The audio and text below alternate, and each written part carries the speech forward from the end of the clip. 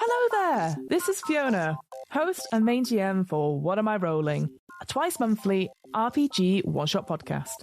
This is a bonus Q&A episode to tide us over to the next one-shot, and it is indeed a very special Q&A, as this week I had the absolute pleasure of interviewing Nick Munro Turner, a freelance outdoor activity instructor, a journalist, and the game designer behind the upcoming tabletop RPGs Lost in the Jungle and Rogue Octopus Escapes. Nick is a fab part of the UK tabletop RPG community, having reviewed a ton of actual plays and conventions on the gaming website Keen Gamer. I was lucky enough to chat to Nick about my own RPG experiences and involvement in stuff like MCM London and Dragonmeet last year. And now I get to return the favour by chatting to him all about his playtesting and how he came up with his own games. At the time of this episode's release, I just want to point out that Nick will be running a game of Rogue Octopus Escapes later on this week on the Science and Sorcery Twitch channel. It's all going to kick off on Friday the 8th of March at 7pm GMT, so you can check out this game in action. I'll put a link to that, to Nick's personal website, his itch page, and the Rogue Octopus Gaming Lab Discord on the What Am I Rolling website and in this episode's show notes. Thank you so much for joining me. Could you let the listeners know who you are and what do you do? So my name is Nick Munro Turner, pronouns he, him, and I am a freelance outdoor activity instructor, games journalist, and TTRPG designer. So, Nick, how did you get into role-playing games? Were you a player? Were you suddenly like the forever DM? Like, what was the game that started it all for you? Oh, I think like a lot of people, it started with Dungeons and Dragons. It was something I was aware of for the longest time. Mm-hmm. And yeah, it got very popular in kind of shows like Stranger Things and Community. And it was something I'd wanted to give a go for a while, but it always seemed quite intimidating. There were kind of lots of rules, lots of things I needed to learn. Mm-hmm, mm-hmm. It was a colleague at work who introduced me properly. And it was funny. It kind of felt very much like this sort of underground thing. We were kind of sweeping up at the end of the day. He sort of sidled up to me, looked both ways and said, so Nick, I hear you're into gaming. And yeah. Then he introduced me to the world of Dungeons & Dragons and, yeah, just haven't looked back since then. That sounds like it was quite recent then, because most people would say, like, oh, they started when they were kids or anything like that. So It sounds like it's more recent. Yeah, I wish I'd started as a kid, just thinking about all more stuff I could have learned by now. Mm-hmm. It was 2017 when I started. Yeah. I was a similar time myself as well. I think it's one of those things, like, I really enjoyed like theatre. I loved reading. And then I remember distinctly like seeing someone at primary school and they were playing Warhammer in breaks, but that's when obviously they're using lots of D6s and I was like, oh, I don't think so. And I realize now that, if I'd even stuck around to be a little bit, maybe I'd be interested in Warhammer, maybe I'd be more interested in doing these RPGs in general. And so, yeah, I feel like I've missed out a little bit, but at the same time, a lot of people, it sounds like when they do that sort of like, I started and then I stopped for ages and now I'll come back. So now I feel like, well, I've never gone away from when I started, Is a high fantasy your sort of main like genre? Is that the one you quite like doing? Or is there other genres that you like sort of dipping your toes into? I'd say probably sci-fi is my favourite. I remember thinking at the time, oh, wouldn't it be great if you could do Dungeons and Dragons, but it's simpler and it's in sci-fi. And then I discovered Lasers and Feelings, which is, I think, the most intuitive game I've ever played. And that really encourages sort of hardcore sci-fi and just kind of creating stuff on the fly. Mm-hmm. And once you kind of start going down the rabbit hole, you discover that there's so much variety, so many different games you can try out. Do you regularly play right now? Do you run stuff, or is it just more like when you can fit it around your schedule? Yeah, I'd describe myself as a forever GM. I found it a lot more satisfying to be the person putting the stories together. Mm-hmm. And I think that's partly where my kind of outdoor activity background comes in, because in that, I'm basically providing activities for people. I'm designing an experience for them, which is very satisfying. And that satisfaction is something I feel creating games and creating stories for people, for other players. So that's actually interesting. I hadn't made that connection. I'm always going on about like, everyone should do a role-playing game because it has transferable skills. But that's so true. If you're organising events and activities for people in real life, it makes sense that you would be like, this is my design. This is where I can run for people. That's really cool. You talked about then about, D&D. What if it was simpler and this? So I'm guessing that was sort of a little bit of a transition to how you started to design your own games. When you're looking at making a game, what's sort of your philosophy behind it? Well, I guess the core thing I keep in mind is this game going to be accessible and easy to get into. Mm-hmm. Dungeons and Dragons is incredible, and I'm really glad that I was kind of introduced to that world and I've got to get to grips with it. But yeah, it was quite difficult at the start. Mm-hmm. With the games I design, I kind of want it to be the sort of thing you can kind of have a read and within sort of 10, 20 minutes get a kind of rough idea about how to play it. In a kind of, I guess, professional way, I've been designing games for about a year or two, but I started kind of quite a long time ago, so designing them just as a hobby, really. Mm-hmm. I was a big video gamer, and one of my favorite games was Metal Gear Solid. Mm-hmm. Yeah, I found it upsetting, to put it mildly, when in 2015, when Kojima and Konami parted ways, that basically meant that there was unlikely to be any good Metal Gear Solids in the future. So I decided to design my own, because I just wanted to see it that badly. Cool. Your own role-playing game for it, you say, or a video game? Basically a script for a video game, but it included kind of multiple decision-making, so the stuff that I kind of wish would have been in Metal Gear Solid. Oh, wow. Oh, that's so cool. Like, so yeah, just like making decisions and decision trees and all that sort of thing. That's interesting, because that feels more interactive than, say, fan fiction, which is a very valid art form in itself. So I really like that you sort of, you were like, I want to do this, but also I'm going to make it sort of a little bit more interactive on that sort of sense. What do you find is the biggest challenge when you're sort of designing your own games, would you say? Finding the time is definitely the big one. Mm-hmm. Yeah, it's that decision between kind of what's going to bring the bread in this month and what is going to be kind of creatively satisfying to you and what will hopefully bring the bread in a few months down the line. When you're at I call it the honeymoon phase of creating, when you kind of got your concept and you're just starting to put it together, that is I find that's a naturally motivating time. The words kind of flow onto the page as you start thinking about the mechanics, about the lore you can create around the game. And then after a while, it kind of starts getting into the nitty gritty, into the kind of, okay, does this actually make sense? Will someone else be able to read this and and understand it the way I do? And of course, all the editing and stuff like that. Yeah. Once you're into that phase, it does drag a little bit. That's an unpleasant word, but it's probably quite accurate. We've all been there where we've got it. It has to be done. You have to do it, but it's painful, I guess, is the thing, right? Yeah, I definitely see that. For me, again, this is just from my experience of running games. Only recently have I been sort of really interested in like the lore of a game. Because sometimes for me, when I'm picking games to run and what am I rolling, I'm like, oh, this is a really cool mechanic. We can tell this kinds of story. Great.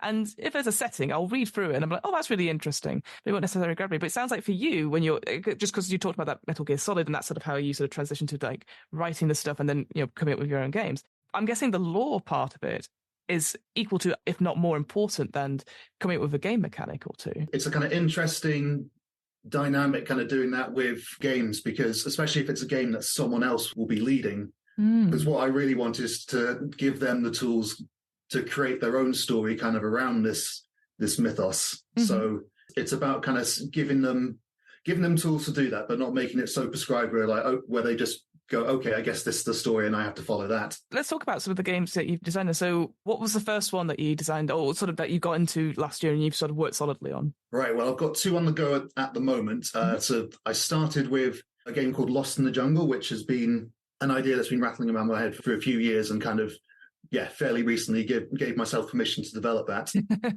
Well, as the name suggests, it's about sort of exploring this kind of wild, vibrant area, kind of getting trapped and getting, in a way, kind of consumed by nature and by kind of mysticism. That kind of idea of, humans being dwarfed by something bigger than themselves is very appealing to me. And it's the other game that I've got on at the moment, which is closer to being finished. I kind of decided Lost in the Jungle was very big. I want to give myself something more achievable. Right. Rogue Octopus Escapes, and that's the one that I'm kind of currently flagging up on social media and trying to get attention for. This is how we sort of got talking about it, is that because you're looking to do play tests of Rogue Octopus. So what is Rogue Octopus? How does it stand out to other RPGs? So Rogue Octopus Escapes is a quick, comedic, kind of cartoony game. It's designed to be very improvisational heavy. As I said earlier, accessibility is the big thing. I want it to be the sort of thing where people can read it in about 10, 20 minutes and have an idea. So basically, when you're a player on Rogue Octopus, all you need to do is design an octopus, 8 limbs, personality, rough backstory, kind of what they look like, and a set of skills. You then have to escape a facility that is designed by the games master, and I give them all sorts of tools for kind of creating that facility and that kind of scenario there. escaping from. And then the octopus characters will kind of roll to do certain things. They'll have skills like kind of like hugging, like manipulating objects, using ink. It's pretty much open-ended to be creative, to do whatever you think you need to do to escape that situation. And you roll a D8. The D8 will tell you how many tentacles you've got engaged in that activity. Oh, cool. And it will be between you and the GM to figure out what exactly happens. Oh, nice. That's so cool. I love how you've used a D8 because that is so unusual as the main dice mechanic. I'm always interested in mechanics that use the different dice rather than the D6 or the D20. So that's really fun. But it also, again, probably intentionally, it feels very family friendly because a lot of times when I speak to people, they're obviously designing games either for themselves or people like them and not necessarily thinking about other audiences. But instantly I'm like, oh, this is exactly something I could play with my nieces or my nephews and get them in on that front. Yeah, it feels very, like you said, cartoony. I instantly think of Octodad, the video game. So I was like, yes, absolutely. Oh, so that's really, really fun. That was definitely the aim. I wanted to make it sort of every person's game. I mean, if you want to use it to play a dark, grueling sci-fi of kind of like alien octopods escaping oppression, you can. But yeah, it's kind of designed to be kind of for everyone. There's definitely elements I can see of like maybe Honey Heist and all similar things. Like, yeah, I just think that's such a cool little concept as well. And instantly, again, thinking of like, just because Octodad is now on my brain, the idea that only one person is an octopus and everyone else is human or something like that, and then you have to work out who the octopus is or something like that. It could be quite fun as well. So lots of little ideas there. So now you're going on to the playtesting phase. What is it that you as a game designer are looking for specifically? Broadly, it's to make sure that the game plays in the way that I've imagined, and that basically other people can pick it up and kind of understand this nonsense that's come out of my brain. And sometimes it's kind of simple things. Like the other day I had a play test where a character player got picked up and they wanted to bite the hand that picked them up, and I was like, oh no, I don't have a mechanic for that. And just kind of players are going to come up with all sorts of things, and that's very much encouraged in this game. Yeah. But you want to make sure that the game is designed in order to kind of facilitate all those ideas. Especially if you say it's quite improv heavy. Yeah, the players will be like, oh, well, if you say that, doors open.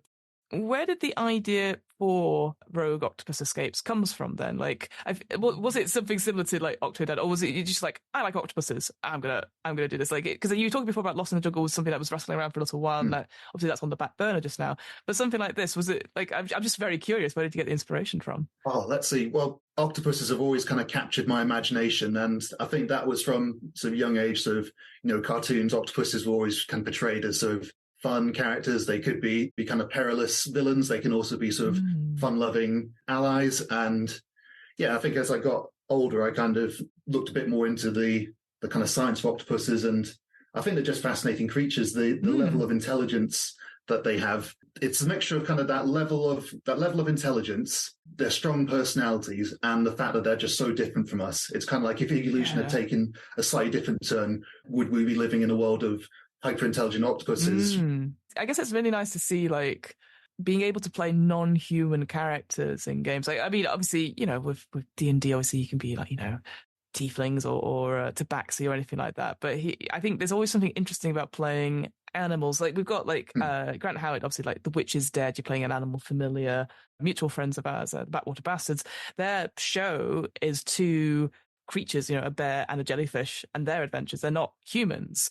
And I think it's interesting because I feel like this is coming from an improv sort of perspective. When you tell people to play animals, people get very, very excited, as if like we've freed them from some sort of like, oh, I don't have to be human anymore, and I can explore this. And it's just it's so nice to be able to explore that different point of view. And you're absolutely right in that sense of like, those octopuses are incredibly scary. They're very, very smart. And I would say as well, they've had almost like a resurgence recently because of like Baldur's Gate. We've got obviously mind flayers, very dark overlords, which will, they will definitely take us all over at some point. I just think it's really interesting because I don't know any other game, like role-playing game, that features octopuses so heavy, like, or an animal creature that's not, like Honey Heist or anything like that. But this is like, I was really curious about that. So that's really cool. I mean, the actual kind of spark for creating the game was simply just being in a chat. I'd chosen Rogue Octopus as my kind of Twitch handle. Partly because of my interest in octopus, but partly in Metal Gear Solid, you can create code names for yourself. Oh, cool. And octopus is what you get given for doing things non-lethally, which is generally my play style. Oh. Yeah, basically someone commented on my gamer tag and said, Rogue Octopus, that sounds like that could be a really good game character. And it just spiraled from there, the idea of this kind of octopus escaping some sort of facility. And it's like, oh, there's something here. Yeah, even the littlest bit of prompt. You don't have to go go out on big long walks on the moors and be like inspired by that. It could literally be a comment going, wait, and just go from that. Because it's so true, because I think people, they'll go like, I don't have any ideas for anything. And like, yeah, you could make a game based on someone commenting on like, that sounds really good. And you're like, oh, it does. So that's the playtest you're currently working on. I was interested in going back to Lost in the Jungle then. You say bigger in that sense of like, it's something that you're working on in the background a little bit. Is that because that's more of a setting that you're sort of working into, or is it you just need to do some more research? Lost in the Jungle started as kind of something that I was hoping to be kind of simple. The base idea was always the way, unfortunately. Yeah. And the base idea was that there's something in the jungle that you're trying to get, some sort of relic, or you're trying to save like a lost expedition. So the idea is you kind of go through various stages and you get to the center of the jungle, find the thing, and then you got to find your way back out again. I mean, this is why playtesting is so important. When I first playtested that, I found it was just so much bigger and complex, and I realized we had a 2-hour session, and I think we managed to get about halfway through the jungle. So, and this was just going in. They then needed to get the thing and then come back out again. So that was kind of when I realized, okay, there's actually a lot going on here. I'm going to need to put a lot more time and attention into this to kind of make this right. And like I said, simple things come up that I wouldn't have thought about. So people were asking about storage mechanics and inventory, and so what particular items do, and if there's leveling up. And they weren't things I was planning originally, but that playtest experience made me think, actually, these things could work well into this. And it seems like this could be a more kind of multiple session game rather than the one shot. It makes me think of just the way you're describing it, like it is the same team that goes out and finds artifacts, or the MacGuffin, really, because it's more about the journey in and out, right? That's what it sounds like. And I know there's like Best Left Buried by the Soul Muppet Publishing, which it's almost like a West March type game that you have your characters and they've got to go down into a deep dungeon crawl, but they're very likely to die, or they're very likely to... It's a bit more morbid than... It sounds like than your sort of Indiana Jones kind of inspired RPG, I will say. You play the individual characters, but it's not so much, you kind of have a bit of role play and that's all right. But actually, it's about trying to get the things, come back, management resources, inventory, and then next session, so-and-so can't be here. Okay, there's a new band of adventurers that go down into the thing. So that's what it sounds like for me. So, it's not a one-off, which is interesting because I feel like a lot of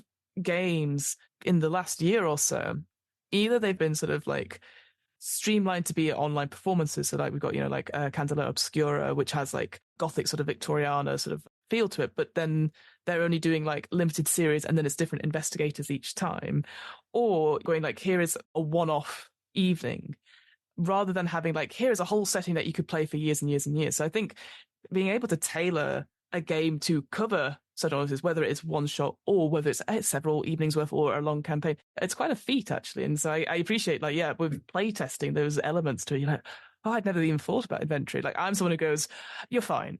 Like don't worry about too many ropes that you have, etc. So this is probably something that a lot of people can associate with, but sometimes another barrier to things like Dungeons and Dragons, it's the kind of the commitment you make to doing multiple sessions and sort of epic campaigns. I'm in one at the moment and I'm loving it, but it's getting increasingly difficult to kind of get everyone together at the same time. And I think having one shots or short seasons are a nice kind of antidote to that. It's nice to kind of go, okay, this is going to be a session or 2 sessions. If we want to continue, great. If not, then that's fine. I found with Lost in the Jungle, what would have helped is a kind of toolkit at the start where you kind of ask players, okay, so are you after a kind of epic long campaign? Are you after a short, snappy campaign? In which case, we'll make it kind of easier to get into the jungle and then get out again. Having those kind of tools at the start is really good for the GM, but also just really good for the players so they know what exactly they're getting themselves in for. Setting expectations is what I sort of call it, that sort of like, and also, because it's more of a feedback thing. And I mean, I'm sure you've heard conversations about like, safety tools, are they really safe? And do they take away from the enjoyment of a game? But actually, I found it really helpful as a player, but mostly as a GM, because then I can go, right, I know that there are certain areas I cannot go to with my players, or they want a certain adventure feel. I need to make sure I hit those beats. Otherwise, they're going to be disengaged and no one's going to enjoy the story at all. I'll be frustrated because they can't get the thing and they'll be frustrated because it's not what they want. A lot of the times, Like, it takes literally 10 minutes at the beginning and just making sure that everyone's settled and happy and wants to play as well, and also is willing to explore those sort of themes. And it's so tricky because for me now, it's very like obvious. But like you said, like if you're playing a new system, maybe it's not so obvious as, you know, because I will admit, I made the Indiana Jones reference there, but like I've not seen them for many years. I assume there will be, you know, a temple at some point, but you know, like I don't have those touchstones. And if I don't have time to go and do my research or watch a couple of films, then it's always very helpful to have that guidance going, here's the main sort of themes that you need to consider when running a game in this particular setting. Yeah, absolutely. So what's character creation like? Are they just building like a group of people and then playing themselves, or are they building individual characters in it? So they're building individual characters, and the idea is that they've got two separate stats. They've got kind of mental stats and physical stats. Thinking about a lot of kind of jungle media that, well, I think there's just something really kind of mystical and wonderful about going on an adventure in the jungle. Kind of think about Indiana Jones, think about Tarzan, think about the Jungle Book. Yeah, cartoony influence. I like the idea that you can go out into the jungle, you can get overpowered by something and survive. It's not the end of the adventure, it just carries on in some different format. So with the mental and physical, they've got their different skills in that. But it also kind of forms their health bar in a way. Okay. There's not actually a health bar, they just have stamina. So if you run out of physical stamina, then you're basically unable to move, but you can still kind of think and shout and act. Yeah. If you run out of mental stamina, you're unconscious, or you've been like hypnotized by a snake or something like that. Again, just different ways of playing the game that you're not like, okay, well, you're out now. You can still do stuff. I'm always a big fan of games that can do that. I'm sure you've played the social deduction game of Werewolf. And if it's one that goes on for several days, if you are killed in the first round, well, that's kind of it for you. Like you don't get to influence the game or say anything. You might, you can watch, but it's a little, the most interesting part is being in the game, deciding who's going on. And you compare that to say like Blood on the Clock Tower, where everyone has a little bit of information. And even if their character is killed off in the night, they have information that they can give out, and they can still affect the vote about who should we execute today. I just think like with what you're saying, it's the same thing. Like it's making sure that everyone can contribute, and that was it with the death stuff. So I just feel like you can still do something. It's the heroic, almost like Disney adventure going, oh, one last thing you can do, and like and you're not just, oh well, I'm unconscious, I roll, okay, I'm still unconscious, or I'm still paralyzed. You can still do something, and I just think that's so important. You don't get disengaged from it as well. Like I said before, like players are like, well, I can't do anything. So they're like, you want people to be part of the story and be able to contribute and be excited for like, oh no, I've been hypnotized by a snake. Oh, but I could do this one thing. I could like grab a bottle and like try and smash my head or the snake's head. That's the idea I like. It's not that it's game over. It's that there's a complication. So you've been sort of overpowered by this tribe that defeating you in combat. So you're still alive, but now you've got to escape from them or reason with them in some way. Yeah, I like the idea. It's not game over. It's just continuing in a different way. You always hear stories about like TPKs and people struggling to get through a locked door for 2 hours and all those fun stories. But it then indicates to me that, okay, it's up to the games master or the GM to be like, is this the story we want to tell? Like, it's funny, but it's also like, you get to a point going, oh God, just help them in some way. Like, the rule of cool it rather than like follow the rules. I've been playing Baldur's Gate recently and it's so cruel on the rules of like a difficult terrain, and I can't get anywhere because I keep falling over or keep going through mud, and it's like, oh, it's difficult terrain and stuff. Whereas I'm just like, as a GM, I just want them to get to the story. I want them to do the cool move.